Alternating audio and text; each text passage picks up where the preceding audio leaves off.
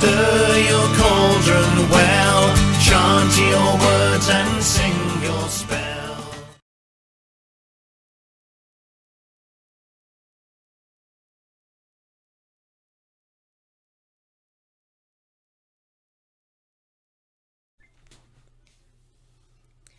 Good morning, Broom Riders. Welcome back to the Purple Broom Apothecary Presents. I am your host, Natalie.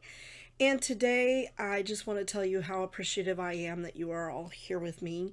I know it's been a while since I put out a video. I've been doing the podcast, and even that's been a little sketchy with work and trying to schedule with people who are also very busy. So I apologize that I have not been as present as in the past. I know that Witches of the Moon has kind of come to a termination point after 13 seasons. We had a couple of people ask if we were going to do a 14th, and we talked about it, but we decided to just take a break, at least for now. If demand is such that people want us to come back, we will, but we felt like we had covered a wide breadth of topics over the 13 seasons, and it seemed like we were just rehashing a lot of the same things we'd already covered. We weren't getting any new or fresh ideas, so we just kind of decided to let it rest for a while. So it's been a while since I've been here, but I'm glad to be back in the YouTube universe, and I'm glad to have all of you with me. Today I wanted to talk about something that's been on my mind for really a couple of years, but it's really been brought to the forefront in the last couple of months. And that would be synchronicities, coincidences, and oddities, spiritual signs. Carl Jung said that synchronicities are a reality for those who have eyes to see them.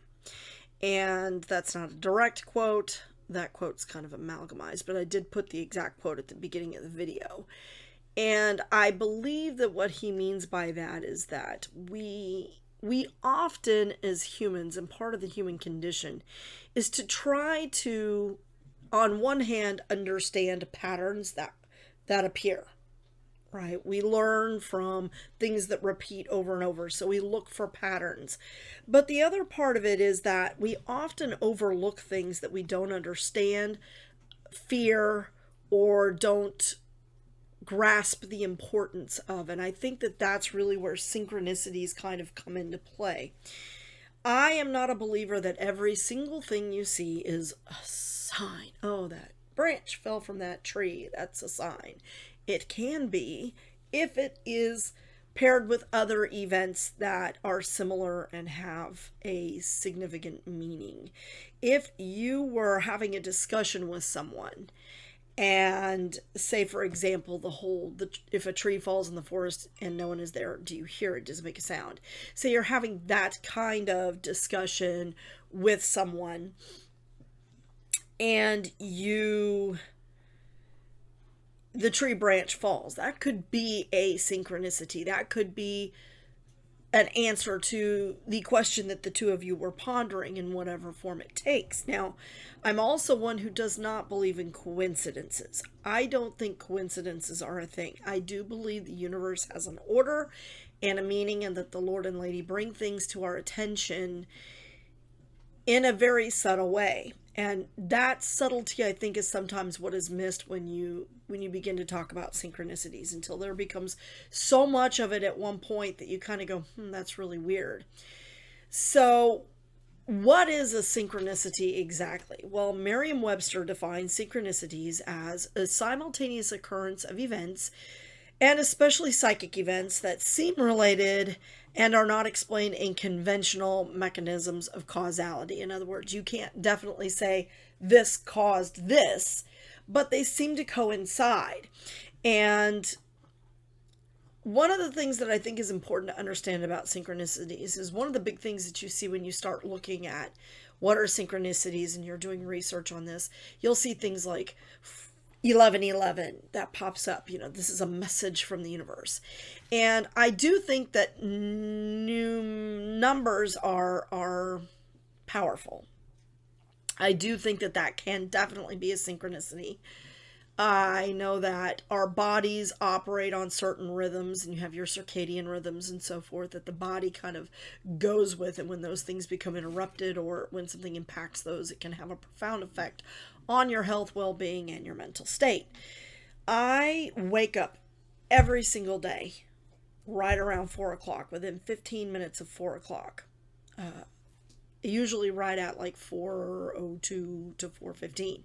It is very strange. It's been happening for a very long time. It was at one point 4:44 every single day. And I'll often look at the clock in the afternoon and it'll be 4:44. Now, that could just be my body clock kind of cueing me in, but guess what? That number has appeared in other forms, on receipts, at cash registers, at gas stations. The person before me, 4:44, who gets $4.44 worth of gas? But it was there. And so that caused me to really kind of start taking a look. And I think that what happens with synchronicities is that it is the universe's subtle way of getting us to pay attention. And that sometimes, because we don't put the puzzle pieces together, we don't see the grand picture. Kemi G says that synchronicities happen when we align with the flow of the universe rather than insisting that the universe flows in our direction or flows our way. And I definitely think that's true, that when we start to do a lot of esoteric work on ourselves, when we start to really try to grow our spirituality, not so much religion, but spirituality, that we start to notice those. We are more in tune with those synchronicities. And that becomes a very powerful tool for us in terms of directing where we're going on our spiritual path. And that is where we start to see those synchronicities in like tarot readings or oracle cards or things like that. One of the synchronicities for me personally that has been making a lot of presence known, and I'm still trying to kind of figure this out, is it deals with trees. Now, I have always loved trees. I've always loved the forest. I've always felt at home among trees. I have never met a creepy tree. I know there are people that talk about, oh, that was such a creepy tree. To me, it's just an old wise tree. I honestly have never come across a tree that I felt uncomfortable around. And for me, trees are the guardians of the earth. They sprout directly from the earth. They're often deeply rooted. They grow a very long time. They're very old, and to me, they carry a lot of wisdom. And one of the things that I absolutely love about trees is that no matter the situation, no matter how tempestual the weather, trees always sing. They never shout. They whisper, but they never yell. You will hear that, and to me, that is the voice of the trees. When the leaves are moving together, you are hearing the voice of the tree, and sometimes we're not always in tune with that. Now, in my bardic studies and now my ovate studies, obviously druids have always held a special place for trees, and trees are considered sacred to me. They've always been sacred. They've been friends. They've been there for me. I've often used them to ground myself, and they're very generous in allowing us to do that. They transmute that energy. And I have been feeling the need to get to trees. And I mean lots of trees. And it's been eating away at me. I've been very troubled. Last year was a tough year for everyone. Our business really took a hit. We survived, but barely. And it has been a need for me to get back to nature in order to heal myself. And as witches, we often do that. We go to nature to be healed. As bards and ovates and druids, we go to the earth to be healed. We are a part of the earth, not apart from the earth. And understanding that, I think, opens us to some of those synchronicities as well. Because one of the things that I'm currently involved in is the Chestnut School of Herbal Medicine. I went ahead and took the plunge and decided to fork out the cash on a monthly basis to complete this program in order to forward my desire to become a registered herbalist. This is not something my husband supports. He thinks it is hooey, hokum, and hoodoo. But I believe that we have everything we need, that we have been given everything we need. And the more I delve into my shamanic studies of the Moonai Key, which I have completed that, I have received the 9 rites, but the more I practice those rites, the more I engage in shamanic practice through both the Moonai Key and the Ovate grade of the Order of Bards, Ovates, and Druids, I feel that connection more, and it has opened my eyes to the synchronicities. One of the things that came up regarding the trees was that in the particular study that I'm doing right now for the OBOD, there is a discussion on trees. I can't divulge. It is an initiatory practice, and I can't give specific information, but I can say that obviously that we know that there's a connection with trees, and that happens to be a discussion at the moment. At that same time, I received notification from the Chestnut School of Herbal Medicine that the Plant Savers, United Plant Savers, which is an organization that is designed to preserve heirloom plants and endangered plants, that they are doing a symposium this week, and the topic is the medicine of trees. Very odd coincidence. It was also something that came up in another discussion in a group that I'm in on Facebook, and so I started realizing that this was a true synchronicity, that this was a confirmation of what I already felt inside, which was for me a confirmation of my connection and my growing connection to the natural world around me, to the spirits of the land on which I live, and to the spirits of the land that I am called to. So I know that trees connect us, and for me, in my mind, in a spiritual concept, the roots of those trees reach around the world to each other. Trees are what keep the world together. We know that trees prevent soil erosion, and so I think they keep the planet together and are all interconnected, at least spiritually speaking, throughout the entire world. We now know through scientific research that trees do indeed communicate through their root system and can express stress, what we would consider pain and anguish. And so I find that these synchronicities really are coming to the forefront. So what that kind of brings me back to is that when I first started out in my esoteric practice, I was trying to absorb as much as I could, learn as much as I could, and that's kind of how I am. I get onto a subject, and then I have to research, and I study it. I become almost obsessive about it. It drives my husband crazy, but he is exactly the same way. And I will try to get everything I can out of that until I feel that I have enough to kind of start processing and working from there, and then I might need to absorb more or expand. I'll go in a different direction with something that I'm processing.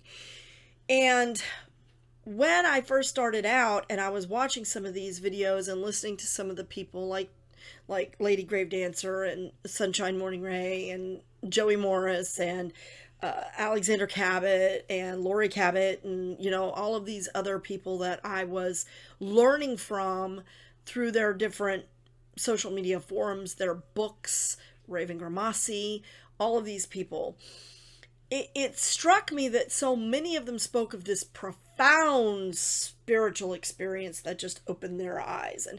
And it bothered me that I wasn't having that. And I realized later and recently that the reason I wasn't having this profound experience is because my eyes were not open to the profound experience. Profound is a subjective concept, right? That profundity comes in many forms to different people in different ways, and it's when we open our eyes to these synchronicities within the universe that we have that profound effect. And those profound experiences are not just one.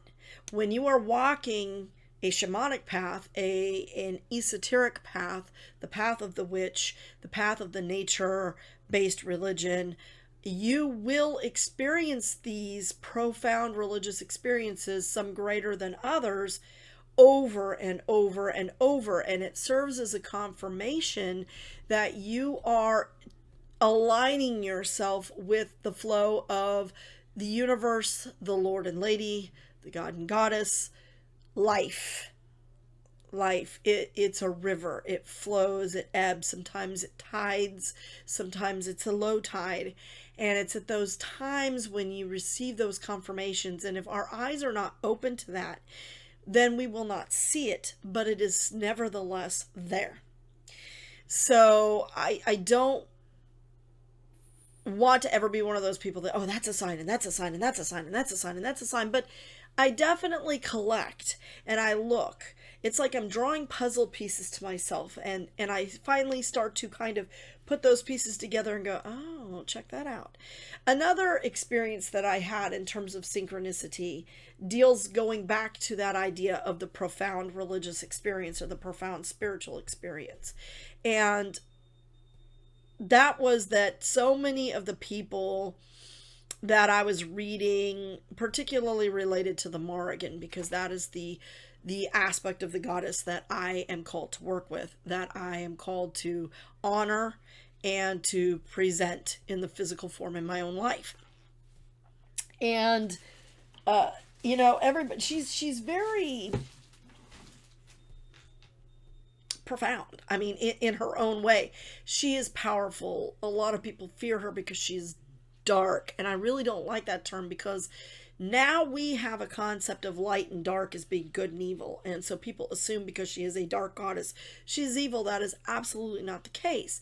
There is light and dark throughout the world, and she has light and dark aspects just as we all do, although she is known for some of the things that might be considered negative in terms of war and death. Death is not negative, and I think it's because we have separated ourselves from death that we now consider it a bad thing. And so when I was working with her and people were talking about these, she spoke to me in such a profound way, and oh my gosh, it's just, cold sweats, and I wasn't having that kind of experience, and I was very disheartened, and I started to question whether or not I was actually called to work with her. And doubt is not something you have when you work with the Morrigan. I'll just put that out there, because she will come back and in her own way. And one of those ways for me was the fact that I started taking all of these things that have been happening throughout my life and putting them together, and it was like, well, yeah. And one of those things was a book called The Hounds of the Morrigan. I've talked about that in other videos, and the experience I had with walking out of a place where I work with patients. It's a dayhab facility, and my car was absolutely covered in blackbirds. We have ravens, crows, and grackles around here, and they all kind of group themselves together, and my vehicle was absolutely covered. They were on top of it, all over it, underneath it, hopping around it, and everybody else's cars were parked next to mine, not a bird. And one of the workers that walked out with me, and he looks and he goes, well, they really like you, don't they? And I went, It's those things that make you go, thank you, CNC Music Factory, for that little quote.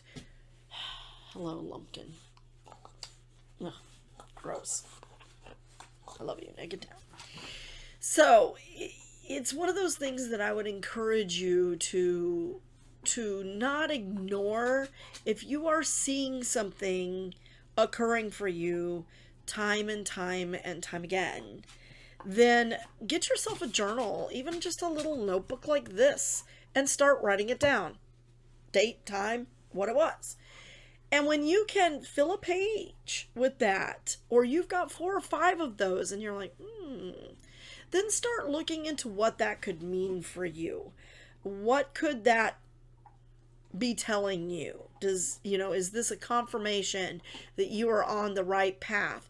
Is it a warning that things are not going, you're going against what the universe has in plan for you? And, we live in a world of duality. We are the masters of our own destiny, but at the same time, we live in an ordered universe that I do believe has a plan. I don't think things happen for, random coincidence. So we have to learn to live within that duality by recognizing, accepting synchronicities, and being open to them, while at the same time not considering every single thing we see a sign. So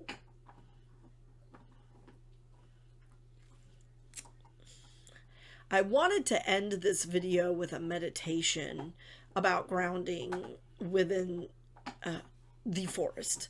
Coming into the forest, entering into your clearing, and grounding yourself with the company of the trees.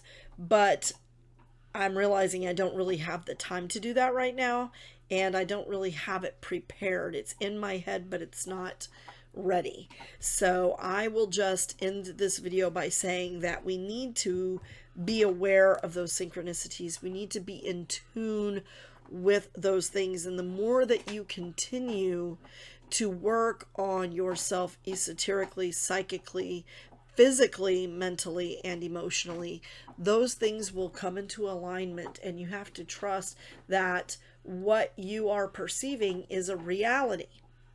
I think that is something that is subjective for each person. I don't think reality is one set thing.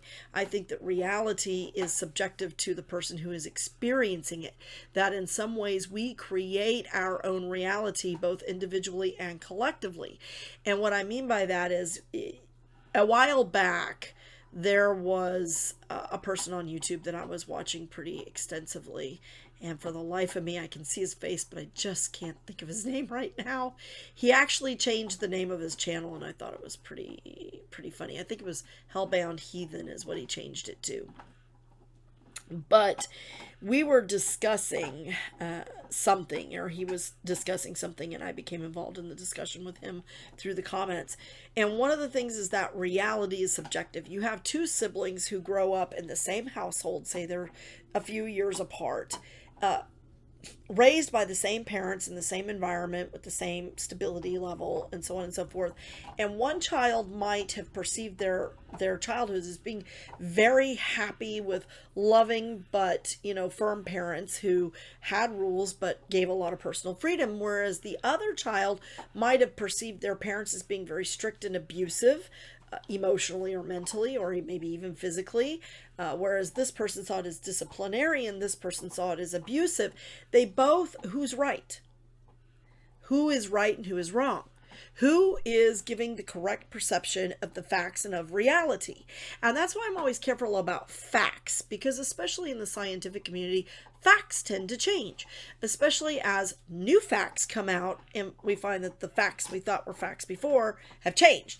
And this is something that drives me nuts about the science world, because so many people rely on science, and I have a bachelor's and a master's of science degree. I'm not bashing science at all, because science forwards our understanding. But for me, science and magic are one and the same. Science is how we understand how magic works, I guess would be the best way to describe that for myself. So I feel that we need to be cautious about taking someone else's reality as the reality that is our own, while at the same time recognizing that there are universalities to reality in terms of you must pay your bills, right? You have to work, you have to pay bills. That's a reality. That's a reality for most people on the planet. We have to be responsible for our actions. That is a reality that applies to everyone. So there is universal law which governs some of that reality, but reality, happiness are also choices. We can craft our own reality. My husband does not believe in magic, as I understand magic. I can't get him to understand that magic is not just Hollywood and Harry Potter, that magic is the flow of the universe and how we utilize that flow to create a reality that makes us happy or helps those around us, or both. And he doesn't grasp that concept. He is one of those hard and fast science only kinds of people and doesn't understand that the two are so intricately intertwined you cannot unentwine them. So I will say that you should go forth and pay closer attention to the signs and the synchronicities that are around you. Journal about them, meditate upon them, and understand that those are indeed a reality. It's not just in your head. So don't be afraid to take a look at those signs and delve deeper into understanding what they mean for you in your reality and in your life. So I appreciate you being with me today. I hope that this it wasn't just rambling and confusing to anyone. I hope that you gained some insight through it and at least some food for thought. And I hope to begin to produce a little more content again in future. Thank you so much, and blessed be.